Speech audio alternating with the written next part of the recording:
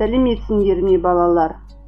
Мен тарих пәні мұғалімі Әуесбаева Майра Абдрахимовна.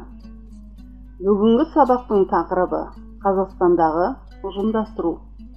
Оқу бағдарламасына сәйкес оқыту мақсаты. Күштеп ұжымдастыру саясатының ауыл шаруашылығына тигізген зардаптарын талдау. Демографиялық өзгерістердің себептері мен салдарларын анықтау. 20 ғасырдың 20-30 жылдарындағы әміршіл әкімшіл жүйе саясатының зардаптарын талдау.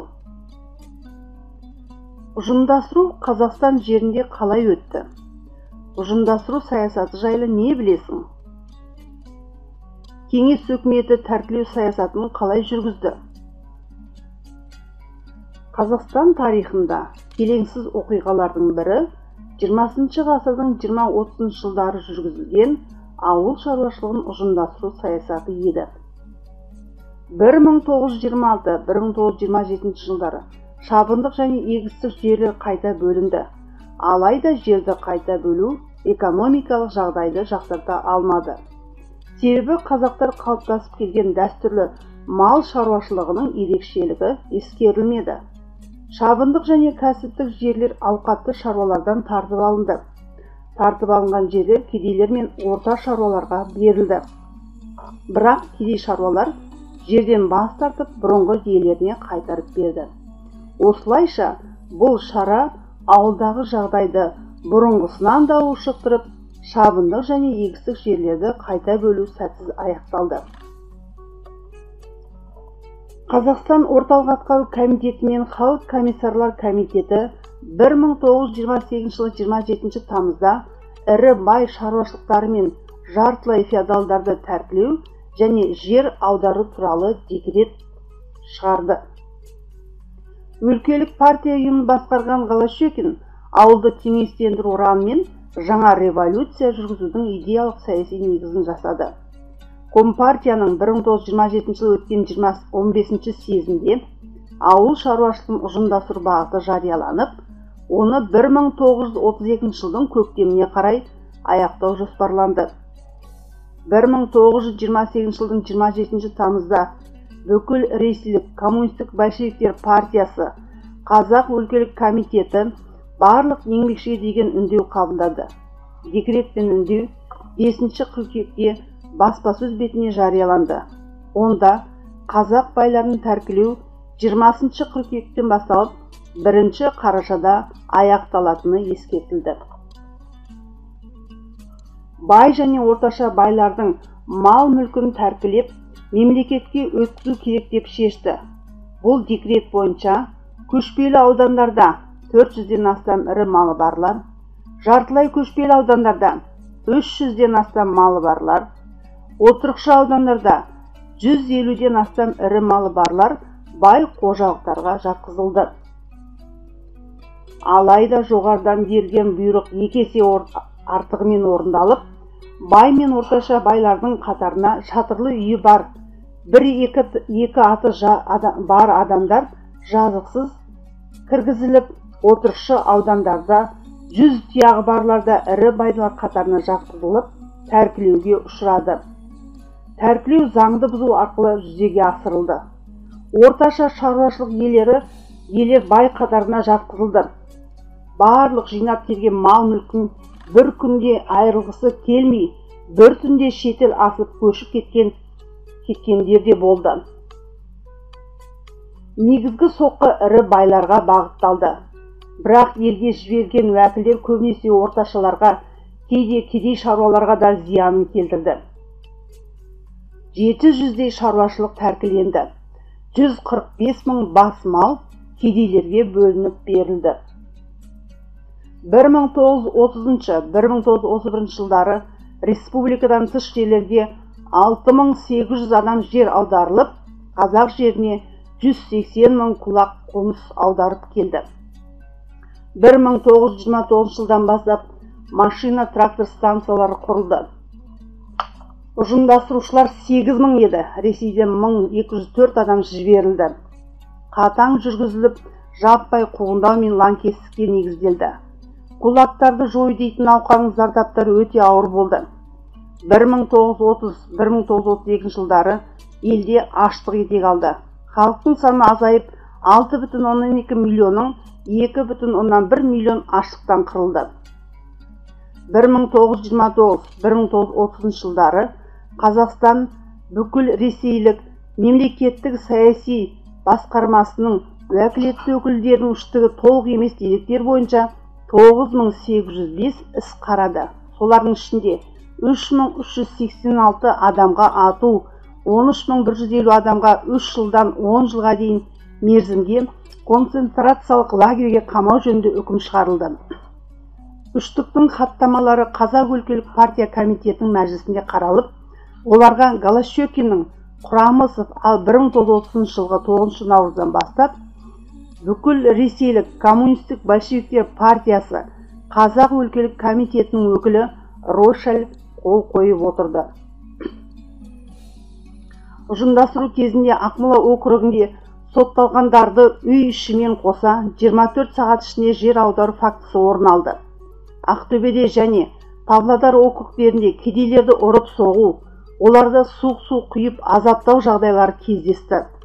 Сондай-ақ шолақ белсенділер қақаған қыстың ішінде Шу ауданы аумағындағы жүздеген шақырым жердегі шаруашылықтарды жинап, 400 киіз үй қала үлгісіндегі поселка етіп қайта құрды.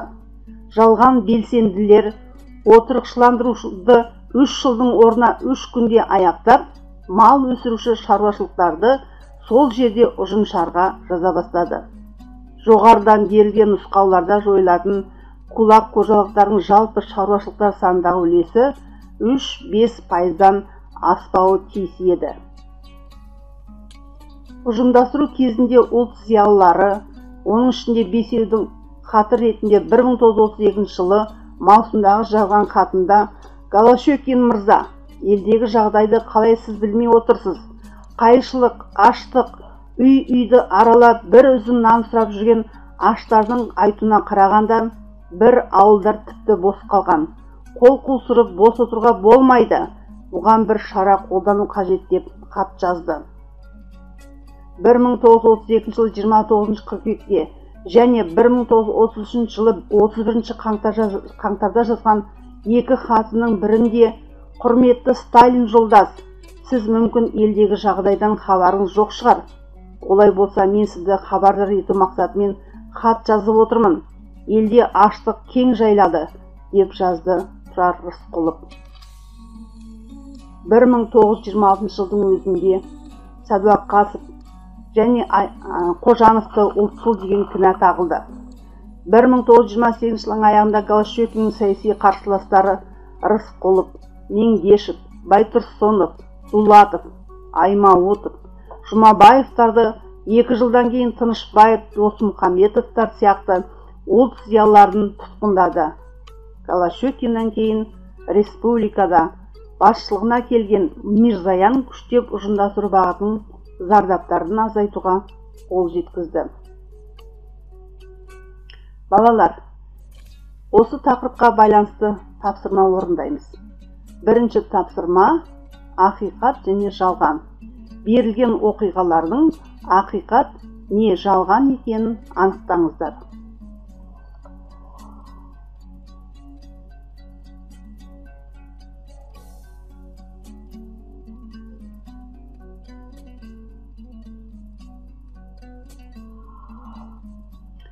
Жауабын қарайық.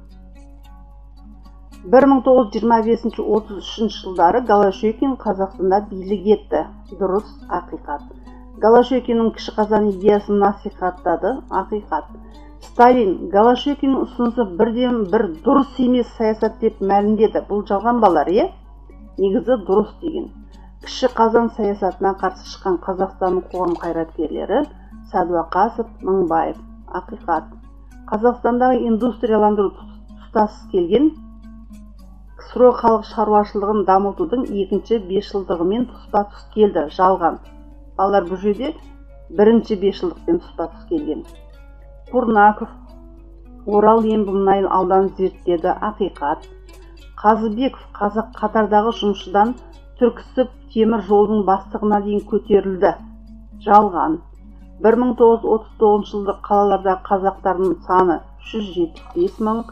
1929 жылдан бастап машина трактор станциялары құрылды. Қазақстан отар болып келді. Отар болып қалды деп айтқан Сәдуақасов. Бұлардың барлығы ақиқат. Екінші тапсырмада берілген сөздіктерді балалар сәйкестендіреміз.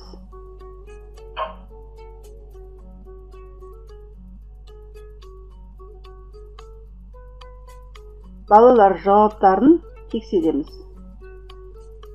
Бірінші ұжымдастыру шаруашылықтарын біріктірудің негізінде ірі социалистік ауыл шаруашылық кәсіпорны, ауыл шаруашылық артельдер тағы басқа етіп қайта құру.